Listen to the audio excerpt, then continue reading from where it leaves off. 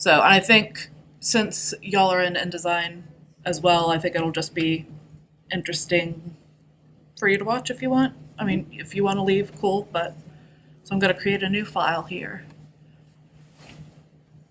And Colby, I'll target this part of the video and export it separately so you don't have to watch like the whole class video to get to the part you need. All right, so the cards are what, 2 1/4 or 2.5? Okay. It's 2.5 by 3.5. Okay. 2.5 by 3.5? Oh, thank God. I was like, you told me to do the wrong size. We don't want facing pages, so I'm gonna say 55 pages.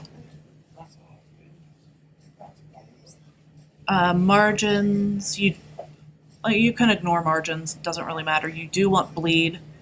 1/8 inch bleed is typical. We don't need to worry about slug for this. Which honestly, I've never had to worry about slug, so I'm not entirely sure what it is. But I have Google, so. All right.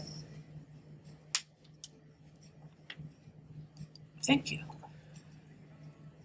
So what I would do first would be create a new master.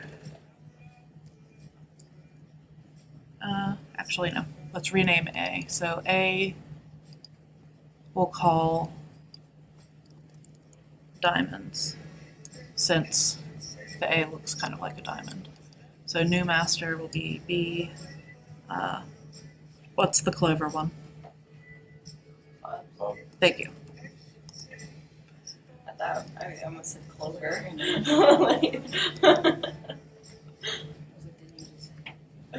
C. What does C look like? I guess kind of like a heart.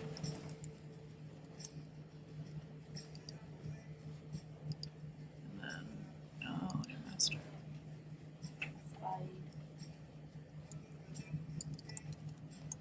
All right, so you have all of those. If you wanted to be even more like specific, you could create one that has like your like top and bottom bar, whatever. Don't care. So I'm going to the A diamond and I'm gonna draw the black shapes. And then Technically, wouldn't that number page thing work very well with this? Like, yeah, because you could change your numbering section, like your sections and yeah. But that can be really handy when you're working with a booklet type of deal, but for something like this, I can see it being really tedious.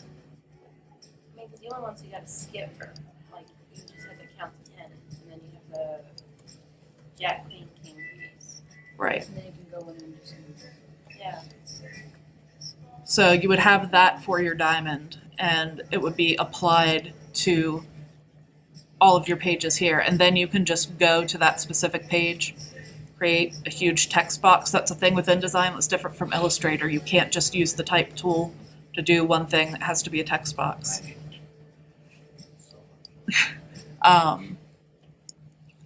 Then I would create a paragraph style that will, or use the basic paragraph style and change that to whatever Helvetica you end up using and the size that you want, which I think we went with like 224 or something ridiculous. And case would be normal. And like that's really all you would need to do. And then you can move the text around wherever you need on each page. I would probably also make sure there's a thing in InDesign where if you have your select tool active and you hover over the bottom handle, double click, and it'll snap to your baseline. So that way you can make sure that your bottom Y coordinate is always the same. So even though you might have to move this over, it'll still share the same baseline, so it won't be like your letters and numbers are jumping all around. But just that would be a quick and easy way to do it where you don't have to copy and paste on every page like you would in Illustrator.